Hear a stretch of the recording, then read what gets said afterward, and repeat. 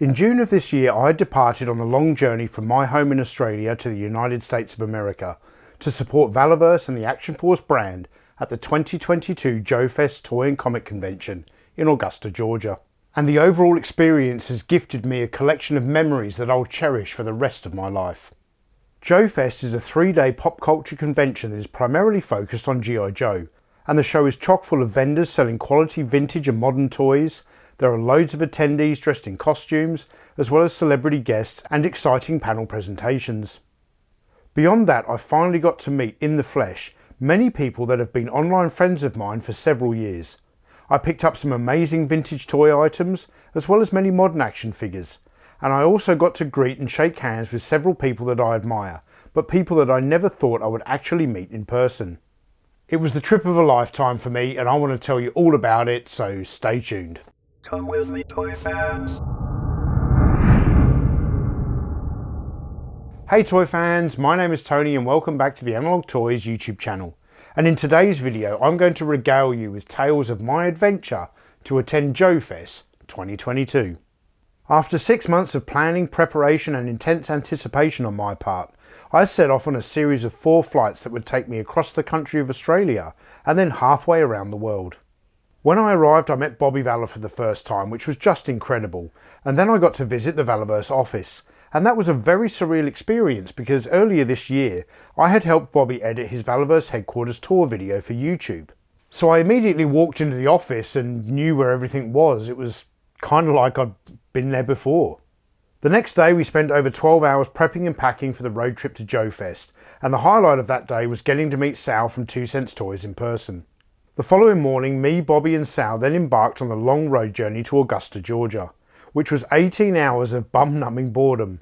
We passed through more than 8 different states, and I went for a piss in at least 5 of them. But other than that, there isn't much to report from the road trip to JoeFest, other than getting to meet Laserpants late that night when we were checking into the hotel. Ryan's an awesome guy, and it was wonderful to meet him in person. He gave me a huge bear hug, and I'm pretty sure he cracked a rib. The Friday morning started with a quick IHOP breakfast before setting up the Valaverse booth on the convention centre floor, and that took us several hours to complete, but it was so satisfying to see it come together by mid-afternoon. The booth was huge and it looked amazing with all the Action Force products lining the tables in front. The doors to the convention centre were set to open around 5 PM, so at around 4 PM, me, Bobby, Sal and Ryan sat down to have somewhat of a team meeting. Bobby had some Action Force t-shirts especially made for the people working the Valaverse booth. But at the last minute I said to Bobby, should I come down to the convention dressed in like full Desert Rat fatigues? You know, I kind of thought Bobby wanted us all wearing the t-shirts, but he turned around and he was like, hey man, you do whatever you want. So I returned to my room and I quickly got changed. And I returned to the convention floor in full Desert Rat fatigues, complete with SAS beret. And I marched into that building as though Valaverse, Action Force and Desert Rat owned the damn place. And that really set the tone for the rest of the convention. At 5 PM sharp, the doors to the convention centre opened and the Valaverse booth was immediately swamped, with eager fans wanting to get their hands on all the new Series 2B product, as well as the limited supply of Series 1 items that Valaverse had made available, especially for JoeFest. Before too long, we had like a line at the booth that stretched all the way back to the convention centre doors, and it caused somewhat of a traffic jam. And I'm not exaggerating when I say that probably 4 out of every 5 attendees made a beeline straight for the Valaverse booth as soon as they hit the convention centre floor. Then the requests for Desert Rat signatures started, and they didn't let up all weekend. Some people carried their pre-ordered Desert Rat figures with them to the show for me to sign. Others purchased the figure at the show and got me to sign them, and some people asked me to sign comics and pose with them for photos. All of which I was more than happy to do, but I didn't just sit at the end of the booth signing autographs. I was trying to juggle the requests for signatures and photos with serving customers and making sure that everyone got a satisfying experience when buying their Action Force product. I also met a bunch of cool people and fans of the channel on the Friday, including Noah's Game Over TV, M. Vargo, Articulated Chad and many others. The convention floor at JoeFest is open from 5 PM to 8 PM on Friday, and I kept waiting for the massive rush at the Valaverse booth to die down, but it didn't. We kept serving customers right up until closing, and I remember at one point during the evening leaning over to Bobby and hearing him say, "We own this show."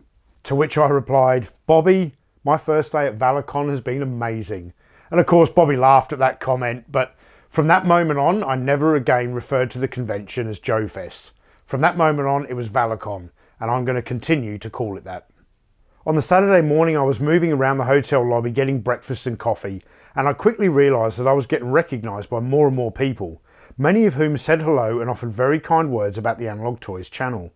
Although there was a couple of guys who came up to me in like the smoking area just outside the hotel, and they were very much like, "Hey man, love your channel, I watch all of your videos." And then he said, "What are you doing here in the United States?" And immediately I'm like, you clearly don't watch all my videos. You know, you can come up and be appreciative of the panel, but don't completely bullshit me. Like, don't piss in my pocket and tell me it's raining. I wasn't offended by it, I just found it quite funny. I then went upstairs to get changed, and I was stunned to find a wheelchair outside my hotel room. So of course I couldn't miss the opportunity to grab a Desert Rat Reacts photo. Shortly after arriving at the Valaverse booth that morning, I found Bobby talking to a friend and former Hasbro colleague, Daryl DePriest. And I'm a huge fan of Daryl's toy collecting guide, so naturally I asked if I could have a photo taken with him. For day 2 of the convention, business at the Valaverse booth remained very steady, but nothing quite compared to that immense rush that we got on the Friday night. You know, we were swamped by customers on the Friday. So with things dying down ever so slightly, I took an opportunity to walk around the convention floor around 10 AM. Before too long, I'd secured 2 of the items I was looking for. I picked up a nice complete vintage Zartan and Swamp Skier for $115 and a complete Dragonfly for $95. The Dragonfly was missing the pilot, but that didn't bother me at all because I knew I had a nice condition Wild Bill figure at home to complete the set. I also came across this Marvel Legends Punisher figure that I wanted, but the seller was asking $40 and I wasn't sure if that was a good deal or not. So I took a photo of the figure and returned to the Valaverse booth to ask Legs of Pants his thoughts on the price. And Ryan said to me that that wasn't exactly an over-the-top price for that particular figure, so it was a little while later, but as soon as I got an opportunity to sneak away from the Valaverse booth, I went and picked it up. The rest of the morning I was overwhelmed by meeting so many people that I've been online friends with for such a long time. First off, I met Matt Movie 611, then Scuba Pete and his delightful wife Leslie. I met Jeff Barker. I also met Articulated Chad again. This time he and his partner were in full Cobra costume. But the true highlight for me was finally meeting my dear friend Michael French in the flesh.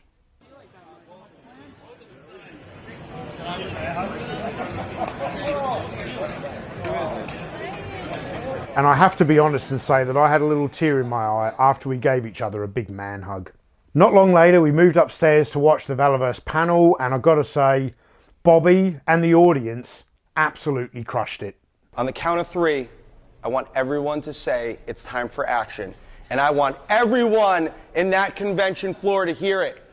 Yeah. 1, 2, 3. It's time for action! That's why you guys are the best fans. Yeah! Woo!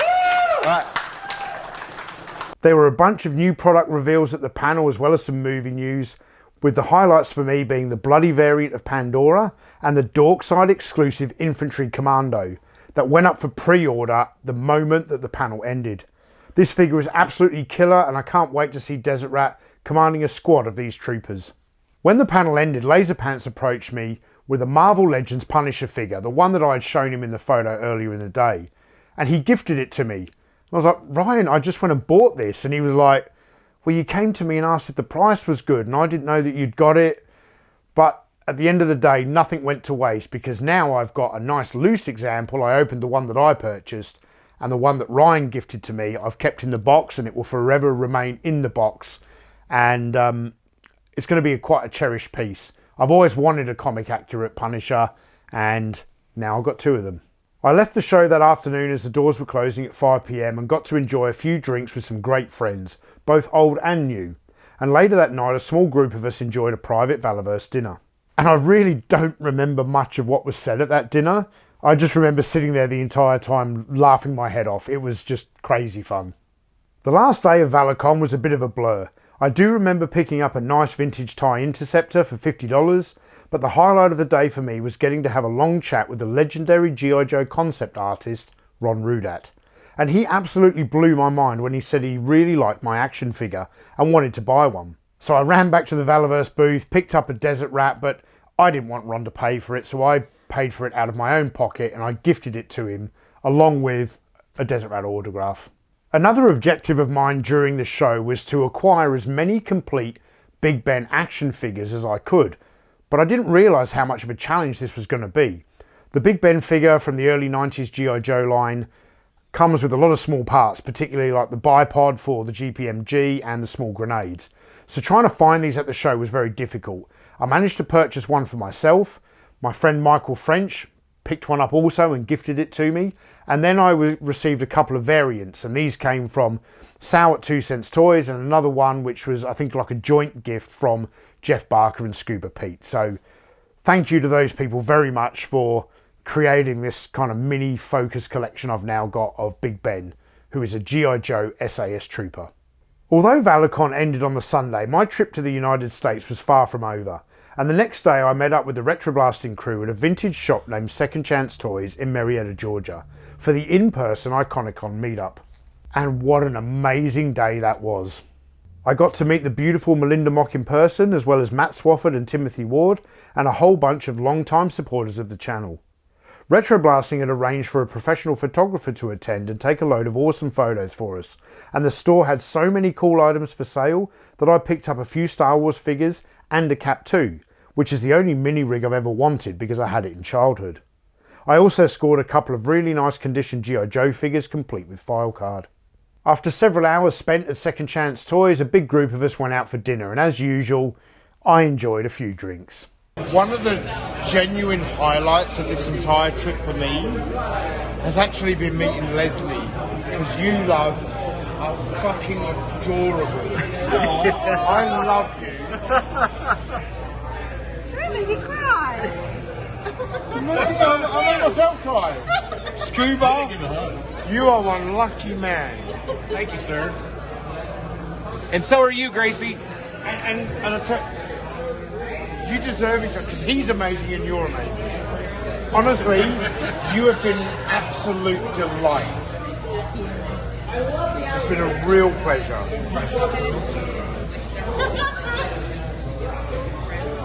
Oh, babe. So sweet. Speaking from the heart. Oh, fuck you, Jeff.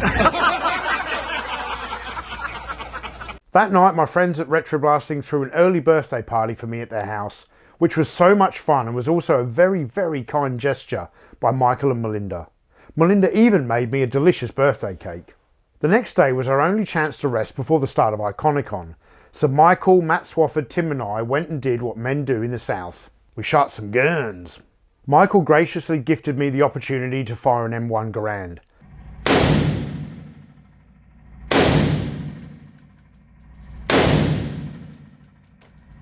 And I watched Michael fire an Indiana Jones revolver one-handed. That's not as easy as it looks.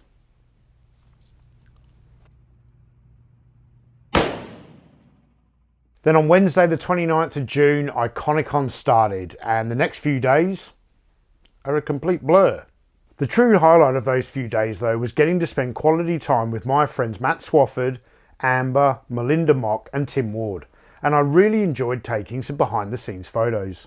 And what can I say about my friend Michael French that I haven't said before? Well, I always knew Mike was a funny guy, like his videos always make me laugh, but in person, the guy's an absolute riot. He had me in stitches constantly. It was like belt-fed comedy, and the guy has bundles of energy until that energy runs out and then he crashes hard. But I was doing the same thing during Iconicon. You know, we would go and go and go. We were presenting panels, we were hosting panels, we were guests on panels. And then in the background, we were filming and editing videos together and filming some stuff for future videos that you'll get to see eventually. And then we would just kind of hit a wall, and then all of a sudden, like, I would crash out on the couch for 2 hours, and then it was almost like a tag team thing. I would then get up and host a panel, and Michael would crash out for a while. Great times. I don't know if you've heard the news. The Hasbro G.I. Joe team have announced their HasLab. $300 for a his tank and driver.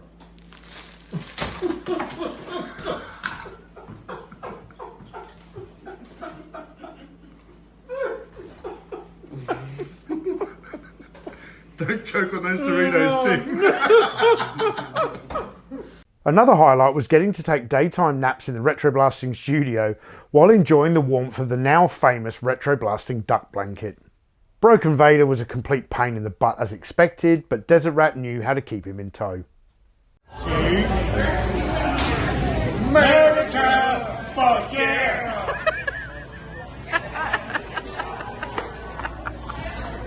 On the Friday, like right in the middle of Iconicon, I was scheduled to fly from Atlanta back to Rhode Island and meet up with Bobby Valor again. But due to somewhat of an airline crisis in the United States, my flight got cancelled and I was rebooked onto a flight Saturday morning. The problem was I was supposed to be hosting 2 live streams back to back on Saturday morning. But it is credit to the professionalism of the Iconicon crew that they just rolled with the punches and hosted both streams on my behalf. And when I finally got a chance to watch the streams a couple of days later, I was completely blown away with how good they were. So I did eventually make it back to Rhode Island, and I spent my last few days just kind of hanging out with Bobby at the Valorverse office. And even though Bobby kept offering to like take me out and do stuff, I was just happy being there and being a part of Valorverse for a few days and, you know, packing orders and things like that. At one point, Bobby and I decided to cement our bromance by getting matching Action Force tattoos at a parlour across the street from his office. I also came across a friend's order form while packing shipments, so I personalised the autograph for him. I signed a bunch of Desert Rat figures and comics for Bobby to use in the near future, and we took several opportunities to capture some truly memorable photographs. I also simply enjoyed seeing the day-to-day operations unfold at Valorverse headquarters.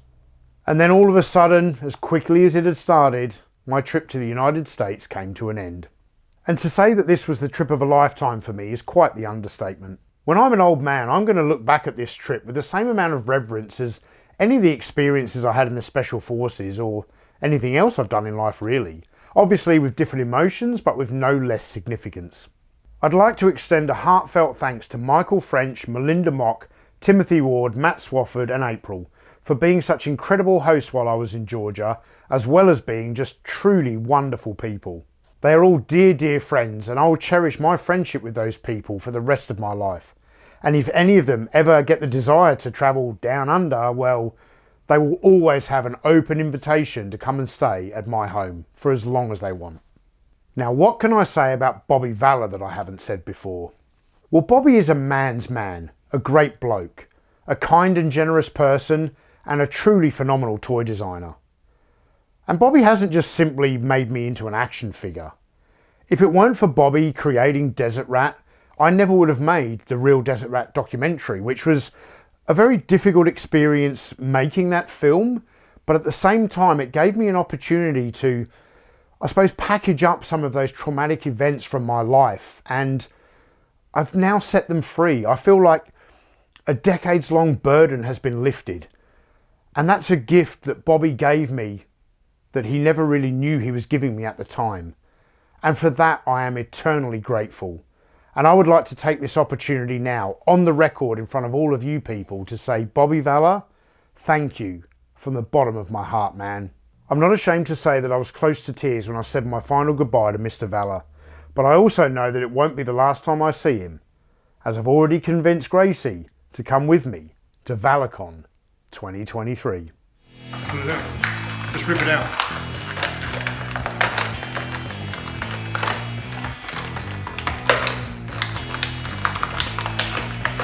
He's not coming. Holy shit. Look at the tattoo. The beans.